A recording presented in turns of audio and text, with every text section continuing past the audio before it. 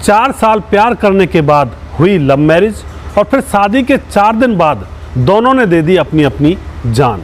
दोस्तों आखिर ऐसा क्या हुआ जो यह घटना घटी, दोनों को इस दुनिया से रुखसत होना पड़ा। इस घटना की पूरी सच्चाई जानने के लिए आप हमारे वीडियो को अंत तक जरूर देखिएगा। नमस्कार, मैं हूं सुदेश कुमार और तिरछी बात पलवल चैनल में आपका स्वागत है। दोस्तों यह घटना है गाजियाबाद के कविनगर थाने इलाके की।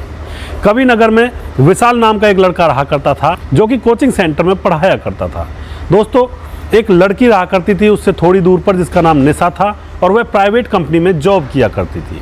धीरे धीरे उन दोनों की एक दूसरे से मुलाकात हो जाती है और वो दोनों एक दूसरे से प्यार करने लगते हैं और वो इतना बेइंतहा प्यार करते हैं कि अब वो एक दूसरे से बातें किए बगैर रह नहीं सकते हैं। दोनों एक दूसरे से फ़ोन पर घंटों घंटों तक बातें किया करते हैं और एक दूसरे के साथ मिला भी करते हैं। इसी तरह से 1 साल गुजर जाता है, उनका प्यार लगातार चलता रहता है। उसके बाद फिर दूसरा साल भी गुजर जाता है, तीसरा साल भी गुजर जाता है और 4 साल उनके प्यार को इसी तरह से गुजर जाते हैं। दोस्तों 4 साल के बाद वह दोनों मन बनाते हैं शादी करने का और दोनों ही कहते हैं कि हम अपने अपने घर वालों को पूछेंगे कि हमारी शादी करवा दी जाए। दोनों ही अपने अपने घर वालों से पूछते हैं तो पहले तो दोनों के घर वाले मना कर देते हैं, लेकिन घर वालों को अपने बच्चों की खुशी में अपनी खुशी नज़र आती है। फिर उसके बाद वह हामी भर लेते हैं कि ठीक है तुम्हारी शादी हम करा देंगे। दोस्तों उसके बाद घर के अंदर खुशी का माहौल था। ज़्यादातर आपने देखा होगा जो लव मैरिज होती हैं तो वहाँ पर कोई ना कोई रिश्तेदार, कोई मामा फूफी, कोई ना कोई रूठ जाया करता है, लेकिन यहाँ इस शादी में ऐसा कुछ भी नहीं था। कोई भी रूठा हुआ नहीं था और बड़े धूमधाम से शादी की तैयारियाँ हो रही थी, लड़की के घर पर भी और लड़के के घर पर भी। दोस्तों शॉपिंग की जा रही थी शादी के सामान की और बड़े ही खुश थे दोनों लड़की और लड़के और उनके घर वाले भी।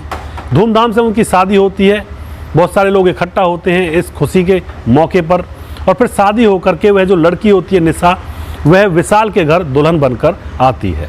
दोस्तों अब तो शादी का चौथा दिन होता है। दोस्तों शादी के चौथे दिन जो विशाल होता है वह सुबह 4 बजे खड़ा होता है अपने बिस्तर से और वह घर वालों से कहकर चला जाता है कि मैं घूमने के लिए जा रहा हूँ।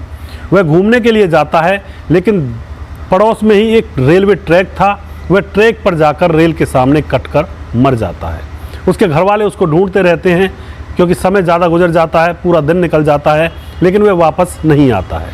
घर वाले इधर उधर ढूंढते हैं तो घर वालों को खबर मिलती है कि तुम्हारा बेटा तो ट्रेन की पटरियों पर कटा हुआ पड़ा है। घर वाले रोते बिलखते वहाँ पर पहुँचते हैं।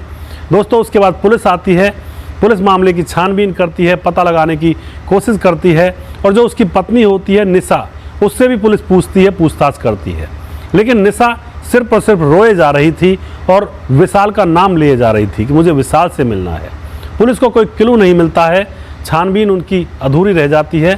फिर उसके बाद दोस्तों जो निशा होती है उसको उसके घर वाले अपने साथ ले जाते हैं।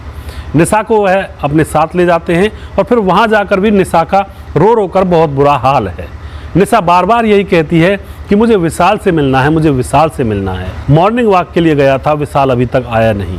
इस तरह की बात जो निशा होती है वो कहती रहती है क्योंकि 4 साल का प्रेम था और जिस दिन उन्हें मिलना था और जिस दिन वो मिले उसी दिन उनका बिछड़ना हो गया। निशा का रो रो कर बहुत बुरा हाल है।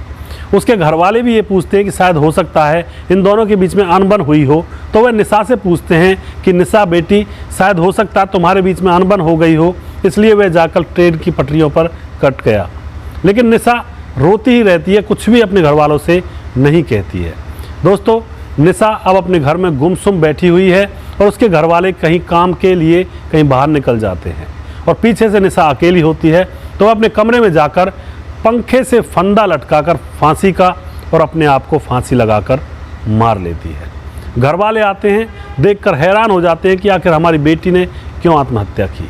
दोस्तों उधर निशा मर गई और उधर विशाल ने अपनी जान दे दी। तो इस मामले के बारे में अभी तक कोई भी ऐसा क्लू नहीं निकल पाया है कि किसकी गलती थी या फिर किसने क्या अपराध किया था। दोनों ने ही अपनी जान दे दी। आपको क्या लगता है इस केस के अंदर कि किसकी गलती रही होगी या फिर इन दोनों ने अपनी जान किसकी वजह से दी होगी? आप अपनी राय कमेंट बॉक्स में ज़रूर लिखिए। दोस्तों ऐसी सच्ची घटनाओं के ऊपर मैं वीडियोस बनाकर लेकर आता हूँ तिरछी बात पलवल चैनल पर, और हमारा दूसरा भी चैनल है जिसका नाम है सिर्फ तिरछी बात, उस पर भी जाएं, उसको भी आप फॉलो करें, सब्सक्राइब करें, हमें सपोर्ट करें ऐसी सच्ची घटनाओं के ऊपर। नेक्स्ट वीडियो में बहुत जल्दी फिर से लेकर आऊँगा तिरछी बात पलवल चैनल पर। तब तक आप खुश रहिए, सावधान रहिए, रिश्तों की अहमियत को समझिए। जय हिंद, जय भारत।